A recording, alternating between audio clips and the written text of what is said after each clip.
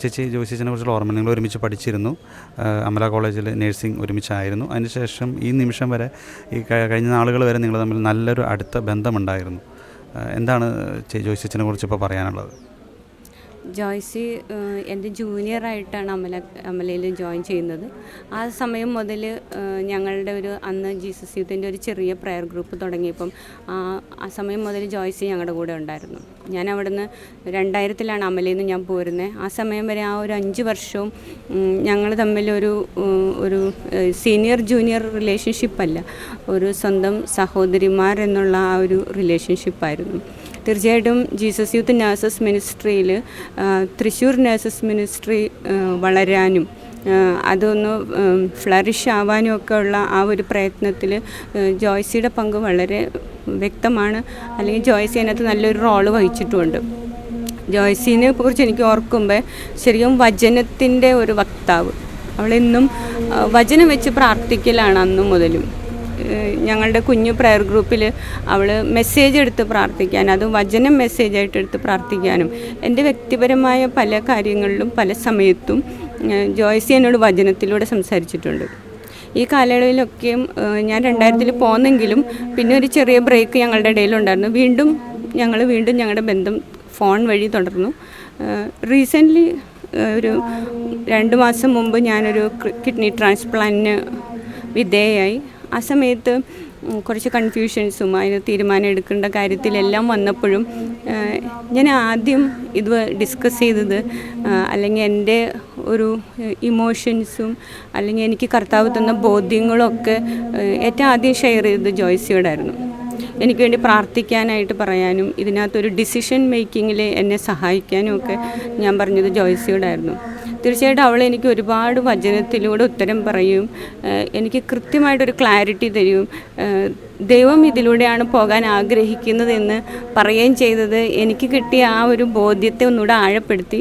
ഇപ്പം ഞാനിവിടെ നിൽക്കുമ്പോൾ സർജറി കഴിഞ്ഞിട്ടാണെങ്കിലും അവളുടെ ക്യാൻസർ എന്ന വേദനയിൽ അവൾ നിൽക്കുമ്പോഴും അവളുടെ വേദന എനിക്ക് വേണ്ടി സമർപ്പിച്ചു എന്ന് പറയുമ്പോൾ ഞാൻ ഒരുപാട് എനിക്ക് ശരിക്കും കരഞ്ഞിട്ടുണ്ട്. കാരണം ക്യാൻസറിൻ്റെ വേദന തിന്നുകൊണ്ടിരിക്കുന്ന അവളുടെ വേദനയെല്ലാം എൻ്റെ സർജറിയുടെ പെയിൻ ഇല്ലാതിരിക്കാൻ വേണ്ടി അവൾ ഏറ്റെടുത്ത് പ്രാർത്ഥിച്ച ഒരു വ്യക്തിയാണ് ജോയ്സി.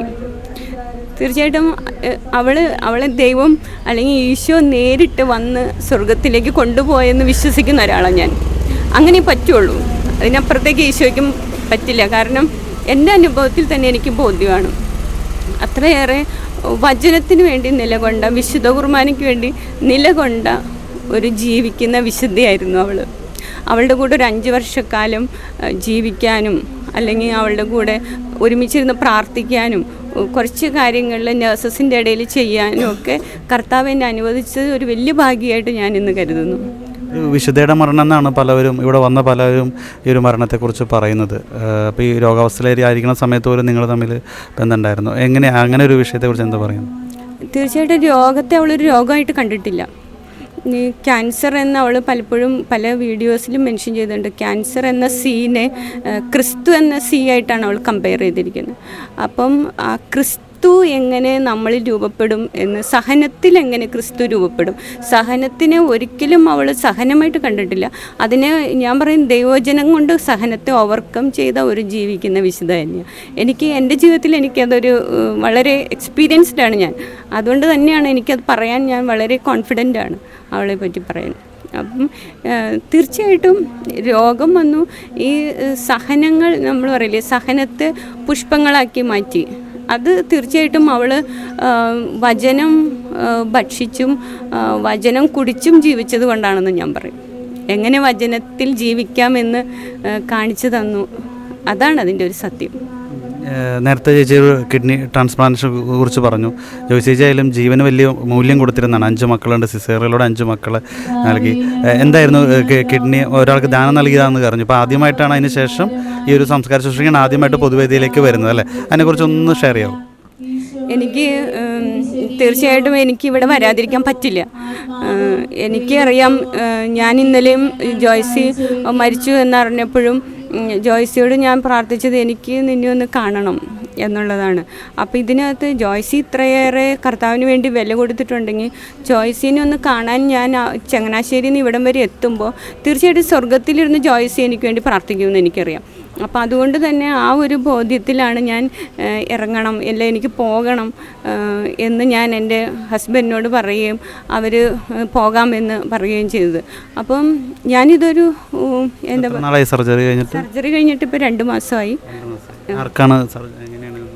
ഞാൻ അതൊരു എന്താ പറയുക, ദൈവനിയോഗം പോലെ ദൈവം പ്രേരിപ്പിച്ച് ഞാൻ ഒരാൾക്ക് കൊടുത്തതാണ്. അത് ഞങ്ങൾ രണ്ടാളും ദൈവകൃപയാൽ ഒരുപാട് ജീസസ് യൂത്തിൻ്റെയും മറ്റുള്ളവരുടെയൊക്കെ പ്രാർത്ഥനയാൽ ഞങ്ങൾ രണ്ടുപേരും സുഖമായിരിക്കുന്നു. ഇപ്പോൾ ഇവിടെ വരെ വരാൻ ദൈവം അനുഗ്രഹിച്ചതും ഒരുപാട് ജീസസ് യൂത്തിൻ്റെ പ്രാർത്ഥന കൊണ്ടാണ്.